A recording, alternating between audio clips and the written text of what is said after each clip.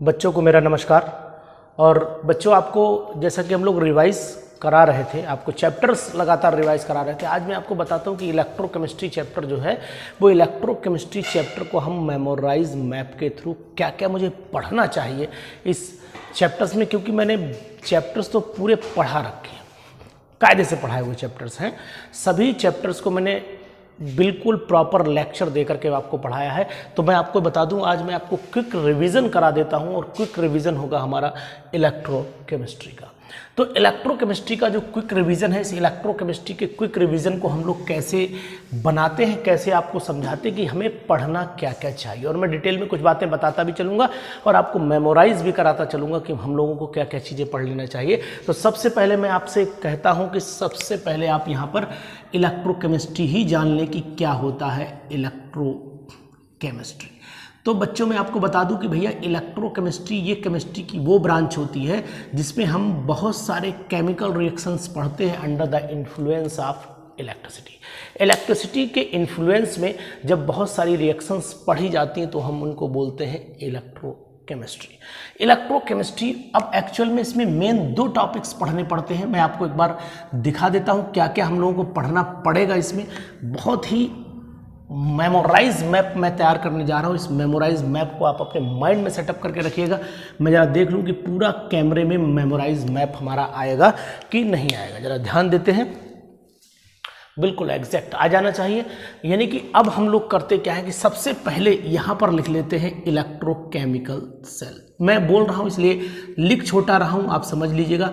यहाँ मैंने electrochemical cell लिख दिया और इसको एक बॉक्स में बंद कर दिया। यानी कि मुझे इलेक्ट्रोकेमिकल सेल भी पढ़ना है और हम लोगों को पढ़ना है इलेक्ट्रोलिटिक सेल और इलेक्ट्रोलिसिस दोनों पढ़ने। तो यहाँ पर मैं इलेक्ट्रोलिसिस और इलेक्ट्रोलिटिक सेल दोनों ही हेडिंग बना देता हूँ।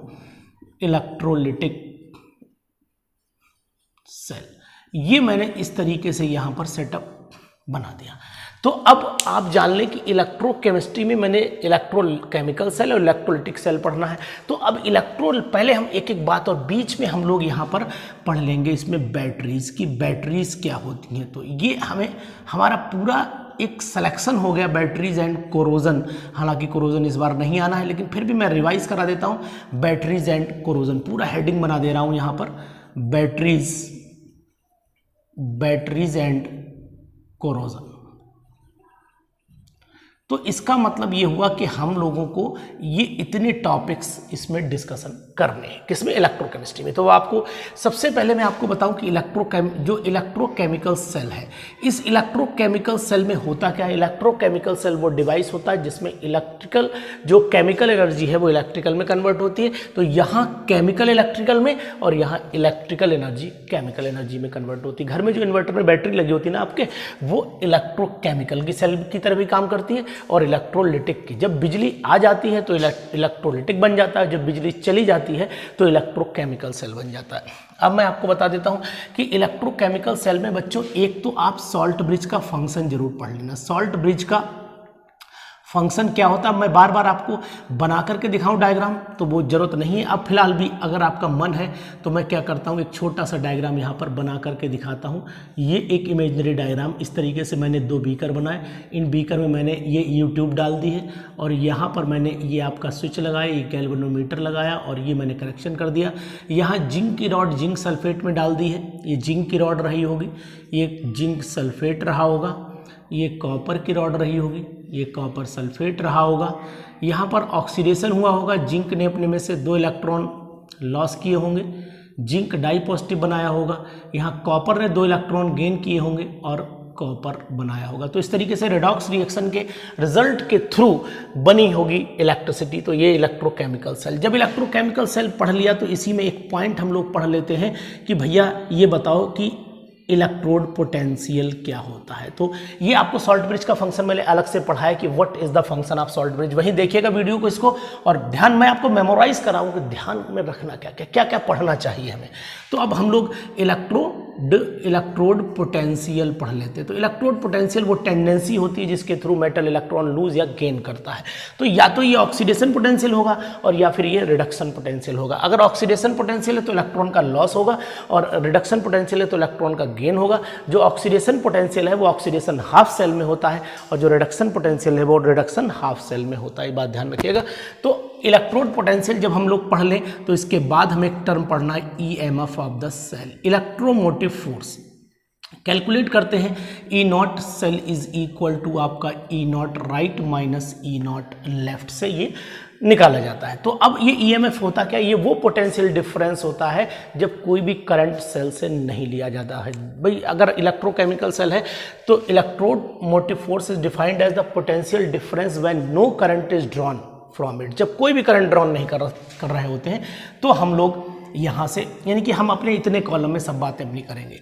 तीसरी बात हमारी जो इसमें पढ़नी है वो है नर्स्ट इक्वेशन, NERST यानी कि नर्स्ट इक्वेशन पढ़ते हैं। नर्स्ट इक्वेशन बेटा क्या होती है, Nernst equation E cell is equal to हो जाता है ई नॉट सेल माइनस, हम शॉर्टकट वाला formula 0.0591 upon n log concentration of product upon concentration of reactant. मैंने इस पर न्यूमेरिकल भी लगवाए हैं तो इसको भी आप ध्यान से रिवाइज कर लीजिएगा, बहुत बहुत इंपॉर्टेंट है। मान लीजिए क्वेश्चन आ गया, बिल्कुल मैंने लिख दिया है 2021 इसके ऊपर लिखा हुआ है तो इसको जरूर पढ़िएगा। इसके बाद इसी का है एक तो गिब्स फ्री एनर्जी का फार्मूला, आप ध्यान से पढ़ लें। गिब्स फ्री एनर्जी का फार्मूला यानी delta G naught is equal to minus NFE naught cell, इसको भी आप बहुत गहराई से पढ़िएगा, इस पर न्यूमेरिकल जरूर लगा लीजिएगा। और एक फार्मूला जो आपको यानी कि जो लॉग केसी कैसे निकालते हैं वो जरूर ध्यान रखिएगा। E naught cell is equal to हो जाता है 0.0591 अपॉन n और लॉग केसी। इस पे भी न्यूमेरिकल खूब बोर्ड में पूछा जाता है।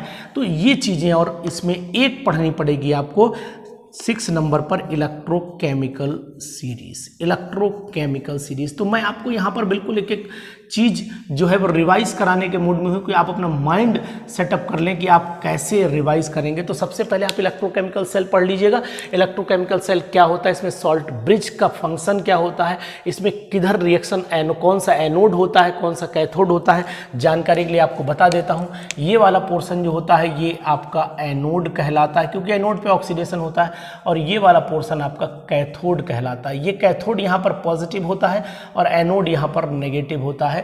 बड़ा अजीब बात है, बड़ा उलझन, जबकि वहाँ उल्टा होता है, यहाँ एनोड नेगेटिव होता है। ये बात ध्यान रखिएगा, ना याद रहे तो मैंने एक टर्म भी आपको लिखवाया था लोन, इस लोन को याद रखना। और यहाँ मैंने लिखवाया था RRCP, right reduction cathode positive लिखवाया था। इलेक्ट्रोड पोटेंशियल की डेफिनेशन याद रखना, it is a tendency to lose और गेन द इलेक्ट्रॉन। ईएमएफ की डेफिनेशन याद रखना। नर्स्ट इक्वेशन क्या होती है, इस पे न्यूमेरिकल्स कैसे कैलकुलेट होते हैं इसको ध्यान रखना। गिब्स फ्री एनर्जी को ध्यान रखना। और ये लॉग केसी पे न्यूमेरिकल। इलेक्ट्रोकेमिकल सीरीज पे ऐसे क्वेश्चन आ सकता है कि ये बताइए कि जिंक कंटेनर में कॉपर सल्फेट क्यों नहीं रखा जा सकता है। तो भैया जिंक कंटेनर में कॉपर सल्फेट क्यों नहीं रख सकते हैं, क्योंकि जिंक साहब तो बहुत ज़्यादा रिएक्टिव है, जिंक साहब ज़्यादा रिएक्टिव है। और कॉपर सल्फेट में अगर कॉपर सल्फेट रखेंगे तो ये जिंक भैया कॉपर बहन जी को भगा देंगे यहाँ से, तो क्या बन जाएगा ZnSO4 बना लेंगे Cu, यानी कि जिंक का कंटेनर धीरे धीरे गलने लगेगा। तो इसका मतलब हमने अगर कहा जाए कि कॉपर के सल्फेट यानी कॉपर के कंटेनर में क्या जिंक सल्फेट रखा जा सकता है, तो हाँ, क्योंकि कॉपर इसको डिस्प्लेस नहीं कर पाएगा, कोई रिएक्शन नहीं होगी। ये आपको पढ़ना पड़ेगा। अब भैया मैं आपसे बात कर लेता हूँ, ये तो हमें इलेक्ट्रोकेमिकल सेल वाले पार्ट में पढ़ लेना। अब दूसरे पार्ट में हमें क्या पढ़ना है वो भी मैं बता दे रहा हूँ। इलेक्ट्रोलिटिक सेल यानी इलेक्ट्रोलिसिस होता क्या है, पहले तो हमें ये पता होना चाहिए। तो यानी किसी भी इलेक्ट्रोलाइट को उनके आयंस में मोल्टन स्टेट या एक्वस स्टेट में ब्रेक कर देने को इलेक्ट्रोलिसिस बोलते हैं, ये हमें पता रहना चाहिए। अब ये जिस कंटेनर में ये प्रोसेस होता है, इलेक्ट्रोलिसिस जिस कंटेनर में होता है बच्चा, तो उसको हम लोग बोलते हैं इलेक्ट्रोलिटिक सेल। इलेक्ट्रोलिटिक सेल में जो हमें इलेक्ट्रोलिसिस करानी है वो मैं यहाँ शॉर्टकट में लिख देता हूँ किस किस की हमें इलेक्ट्रोलिसिस करानी है। एक तो मोल्टन, मैंने पढ़ाई हुई है, मोल्टन NaCl की इलेक्ट्रोलिसिस करानी है, मोल्टन NaCl की, और उसके बाद एक्वस NaCl की करानी है, एक्वस NaCl मोल्टन। यहाँ पर मोल्टन में सोडियम यानी कि जब इसमें कराएंगे तो Na पॉजिटिव जाएगा, कहाँ पॉजिटिव है यानी कैटायन है कैथोड पे जाएगा, एनायन एनोड पे जाएगा, है ना। लेकिन एक्वस वाले में वाटर भी टूटता है, तो यहाँ हाइड्रोजन गैस वाले कंसेप्ट आपका चलना चाहिए, हाइड्रोजन गैस मिलती है यहाँ पर। तो अब नेक्स्ट वाला जो है वो हम लोग aqueous AgNO3 using Ag electrode और एक्वस AgNO3 का इलेक्ट्रोलिसिस कराएं यूजिंग प्लेटिनम इलेक्ट्रोड। इसको ध्यान रखिएगा आप, बहुत ही इंपॉर्टेंट चीज बता रहा हूं आपको। इसी के बाद आप कॉपर सल्फेट का इलेक्ट्रोलिसिस कराइएगा कॉपर की रॉड लेकर के, और कॉपर सल्फेट का इलेक्ट्रोलिसिस कराइएगा प्लेटिनम की रॉड लेकर के। इतने इलेक्ट्रोलिसिस आपको जरूर कराने हैं, ये बहुत ही इंपॉर्टेंट है। और इसमें हम लोग सबसे पहले पढ़ लेंगे कि भैया कंडक्टर क्या होता है। एक तो कंडक्टर पढ़ लीजिएगा, यहाँ मैं ऐसा करता हूँ कि आपको हिंट दे देता हूँ कि एक तो आपको कंडक्टर पढ़ लेना, ऊपर लिख रहा हूँ जगह नीचे कम हो सकती है इसलिए मैं यहाँ लिख रहा हूँ। एक तो आपको कंडक्टर पढ़ लेना है और दूसरा आपको पढ़ लेना है यहीं पर इंसुलेटर। तो दोनों बातें क्या होती हैं, इंसुलेटर और कंडक्टर। आपको पता है कि कंडक्टर वो सब्सटेंस होता है जिसके थ्रू इलेक्ट्रिक करंट पास कर सकते हैं, और इंसुलेटर वो होता है जिसमें करंट पास नहीं हो सकता है। ये खूब पता है, वो पढ़ने की बहुत बड़ी जरूरत नहीं है। लेकिन जो मेन टॉपिक है पढ़ने, एक तो आपको रेजिस्टेंस पढ़ना है, फिजिक्स में पढ़ा होगा रेजिस्टेंस क्या होता है ना, है ना। रेजिस्टेंस R से रिप्रेजेंट करते हैं, R is directly proportional to L और inversely proportional to R is equal to rho L upon A। ये फार्मूला आपने पढ़ो, रेजिस्टेंस पढ़ना पड़ेगा। इसके बाद आपको कंडक्टेंस पढ़ना पड़ेगा, कंडक्टेंस पढ़ना पड़ेगा, है ना। और उसके बाद आपको दो टर्म और पढ़ने पड़ेंगे जिनका नाम हो जाता है एक स्पेसिफिक रेजिस्टेंस और स्पेसिफिक कंडक्टेंस। इसे हम लोग कंडक्टिविटी कप्पा भी बोलते हैं। स्पेसिफिक रेजिस्टेंस रो से रिप्रेजेंट किया जाता है और ये कप्पा से रिप्रेजेंट किया जाता है। तो ये टर्म आपको पढ़ लेने। इनके बाद दो लॉ हैं, बहुत ही इंपॉर्टेंट लॉ हैं जो पढ़ने हैं आपको। एक तो यहाँ पर लॉ की बात कर लेते हैं, तो लॉ हमें दो पढ़ने हैं। एक लॉ है फैराडे का फर्स्ट लॉ, एंड फैराडे का सेकेंड लॉ। मैं लॉ यहाँ लिख देता हूँ, यहाँ पर लिखता हूँ लॉ, और मैंने इनको दो हिस्सों में डिवाइड कर दिया। एक फैराडे का फर्स्ट लॉ है, तो फैराडेज फर्स्ट लॉ पढ़ लीजिएगा, और उसके बाद आप फैराडेज सेकेंड लॉ पढ़ लेना, ठीक है। इन दोनों को पढ़ लीजिएगा आप।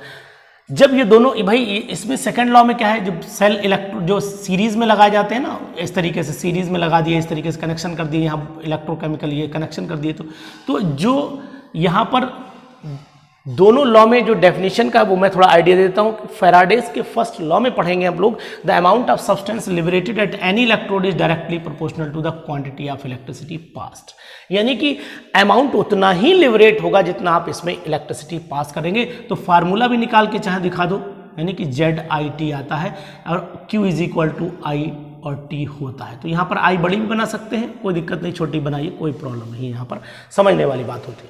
फैराडे के सेकंड लॉ में क्या कहते हैं कि when cells are connected in series then amount of substance liberated at any electrode is equal to its equivalent weight के बराबर होता है। फैराडे की वैल्यू भी आपको बता देते हैं, 96500 कूलम के बराबर होती है। तो ये फैराडे की वैल्यू याद रखिएगा। Q is equal to NF जब लगाएंगे तो हमें बहुत सारा चार्ज, जितना चार्ज होता है किसी के कौन कितना डिपॉजिट हुआ ये पता लग जाता है।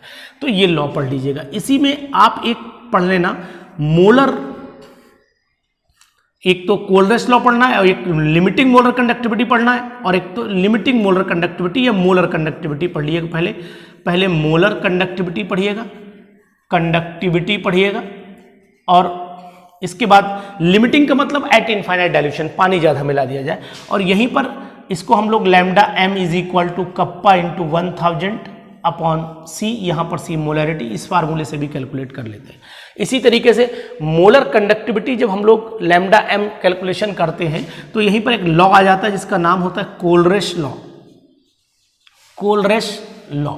ये कोलरेस लॉ जो होता है बहुत ही इंपॉर्टेंट होता है, और इसमें क्या होता है कि अगर मान लो कोई AB है, अगर ये टूटा है, वीक इलेक्ट्रोलाइट पे अप्लाई होता है ये लॉ, और अगर मान लो ये इलेक्ट्रोलाइट टूटा है तो lambda m infinite AB is equal to lambda m infinite A positive plus lambda m infinite B negative. यानी कि according to Kohlrausch's law, molar conductance के बाद जो कोलरेस लॉ है वो क्या कहता है, according to this law the limiting molar conductivity of an electrolyte, किसी भी इलेक्ट्रोलाइट की लिमिटिंग मोलर कंडक्टिविटी उसमें उपस्थित आयंस के लिमिटिंग मोलर कंडक्टिविटी के सम के बराबर निकल कर आती है। तो इतने टर्म हमें क्लियर कर लेने, ये मैंने पूरा मेमोराइज कर दिया। अगर आप इस पन्ने पे बना लेंगे ना और सामने चिपका लेंगे तो आपको लगातार बार बार याद आता रहेगा कि मुझे ये चीज़ें पढ़नी है। अगर होता क्या है, पढ़ते सब है, बहुत मेहनत करते हैं सब, लेकिन कुछ लोग तरीके से पढ़ते हैं, और जो लोग तरीके से पढ़ते हैं वो हट के कुछ कर ले जाते हैं। तो आपको बार बार 50 पन्ने नहीं पलटने हैं, बार बार किताबें का बोझ नहीं उठाना है। एक बार माइंड में सब चीज़ पढ़ ली, अब आपको याद है, मुझे आंखें बंद करी, पूरा मेमोराइज कर लिया, अरे यार ये तो कितना अच्छा हो गया। तो ये सब चीज़ें आपको ध्यान रखनी पड़ेंगी। तो बैटरीज में आ जाते हैं। बैटरी दो तरीके की हमने पढ़ी है। बैटरीज में दो तरीके की बैटरीज है, एक कहलाती है हमारे पास प्राइमरी बैटरी कहलाती है, प्राइमरी बैटरी, और दूसरी सेकेंडरी बैटरी। मैं आपको क्लियर भी करा देता हूं कि प्राइमरी बैटरी वो बैटरी होती है जो एक बार यूज़ होने के बाद दोबारा नहीं होती। जैसे घड़ी होती ना, जैसे ये वाली घड़ी है, इनमें घड़ियों में जो सेल पड़ा होता है, ये एक बार जब तक चलेगा एक बार यूज़ होगा, रीयूज़ नहीं कर सकते। लेकिन घर में इन्वर्टर की जो बैटरी है वो सेकेंडरी बैटरी में चली जाती है। तो प्राइमरी बैटरी कौन सी होती है, सेकेंडरी बैटरी कौन सी होती है? प्राइमरी बैटरी रीयूज़ नहीं हो सकती, सेकेंडरी बैटरी रीयूज़ हो सकती है। इसमें आपने दो सेल ध्यान से पढ़ लीजिएगा। एक तो दो सेल ध्यान से पढ़ना, 3 सेल पढ़िएगा। एक तो ड्राई सेल पढ़ लेना। ड्राई सेल कौन सा होता है? निकिल कैडमियम बैटरी पढ़ लीजिएगा। और उसके बाद इसके अंदर जो नेक्स्ट बैटरी पढ़ेंगे आप, वो है आपकी button cell. Button cell nicad cell के नाम से भी ये जाना जाता है। तो ये बात आप ध्यान रखिएगा। तो ये चीज़ें आप ध्यान से पढ़ लीजिएगा, है ना। उसके बाद सेकेंडरी बैटरी में जो आपको फोकस करना है मेनली लेड स्टोरेज बैटरी पर। लेड स्टोरेज बैटरी पढ़िएगा, या इसे लेड एक्यूमुलेटर भी कहते हैं। लेड एक्यूमुलेटर के नाम से भी ये जाना जाता है। तो इन दोनों सेल में डिफरेंस आपको याद रखना पड़ेगा, इनकी रिएक्शंस आपको याद रखनी पड़ेंगी। एक सेल मैं आपको और बताता हूँ अलग से, फ्यूल सेल। कौन सा सेल है? Fuel cell. ये भी आप पढ़िएगा। ये ऐसा सेल था जो अपोलो स्पेस मिशन में यूज किया गया था। कहाँ यूज किया गया था? अपोलो स्पेस मिशन में ये यूज किया गया था। और इसकी खास बात ये थी कि ये वाटर जनरेट कर रहा था। भाई हाइड्रोजन ऑक्सीजन की बर्निंग से एनर्जी प्रोड्यूस कर रहा था, और हाइड्रोजन ऑक्सीजन जब मिलते हैं तो वाटर बनता है, तो पीने वाला वाटर भी मिल रहा था। और जब हम लोग स्पेस में जाते हैं तो पानी थोड़ा लेके जाएंगे यहाँ से 2 बाल्टी बोले लीजिए चलो भैया थर्मस में बहुत काम आएगा, तो वहाँ पानी तो ले जा नहीं सकते। तो पानी वहाँ पर हमें क्या ऐसा सेल बना दिया कि भाई हमें पानी वहाँ मिलता भी रहे, तो वजन कम हो जाएगा। भाई पानी अगर ले जाना तो ले जा सकते हैं, कोई दिक्कत नहीं, लेकिन वजन हमें वहीं जनरेट कर लें ज़्यादा बेटर है। तो वो काम किया हमने। तो फ्यूल सेल की इफिशियंसी ज़्यादा होती है। Fuel cell Apollo space mission में सबसे पहले यूज़ किया गया था। फ्यूल सेल वाटर जनरेट कर रहा था, इसी इन सब कारणों से इसको अपोलो स्पेस मिशन में डाला गया था। और उसके बाद हम ये सब बैटरीज पढ़ लेते हैं। अब हम लोगों को बच्चों क्या करना है, एक टॉपिक छोटा सा और है जिसका नाम है कोरोजन।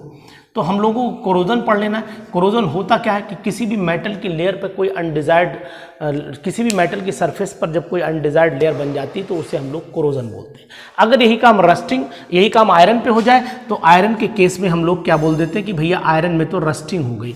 तो आयरन के केस में केवल रस्टिंग बोला जाता है, बाकी सबके केस में हमें क्या बोलते हैं, हम लोग कोरोजन बोलते हैं। रस्ट का अगर कोई फार्मूला भी तुमसे पूछता है तो एक मल्टीपल चॉइस क्वेश्चन की डिमांड रहती है कि फार्मूला ऑफ रस्ट, तो बताइएगा Fe2O3.XH2O, ये एक रस्ट का फार्मूला निकल करके आ जाता है। तो बेटा मैंने पूरा आपको मेमोराइज करा दिया है। ये पूरा यही मेन टर्म है जो आपको इलेक्ट्रोकेमिस्ट्री में पढ़ लेने हैं, इससे ज़्यादा आपको नहीं पढ़ना है। बिल्कुल बेफिक्र रहिए आप। अब हम लोग कुछ एनसीईआरटी इन्हीं के जो ये क्वेश्चन दिख रहे हैं इन्हीं पे, क्योंकि क्वेश्चन का पैटर्न अजीब आएगा, क्योंकि ये क्वेश्चन का पैटर्न वो आने वाला है जो छोटे क्वेश्चन होंगे, आप जल्दी सॉल्व कर लें। जैसे कि मैं आपको बताऊं कि पूछा जाता है कि एक ऑप्शनल क्वेश्चन में बोलता हूं, name the cell in which chemical energy is converted into electrical energy. ऐसा सेल बताओ कि जिसमें केमिकल एनर्जी को इलेक्ट्रिकल में कन्वर्ट करे, तो भैया इलेक्ट्रोकेमिकल सेल है। दूसरा पूछा कि ऐसा सेल बताओ जिसमें इलेक्ट्रिकल एनर्जी को केमिकल में कन्वर्ट करे, तो इलेक्ट्रोलाइटिक सेल होता है।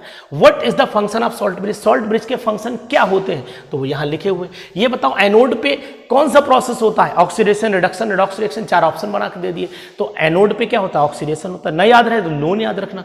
कैथोड पे क्या होता है, रिडक्शन होता है। अब यहाँ पर किसी भी फार्मूले को मल्टीपल चॉइस में मान लो यही पूछ ले, नस्ट इक्वेशन इज, नीचे ऑप्शन 4 लगा दिए, तो नस्ट इक्वेशन आपसे पूछ ली।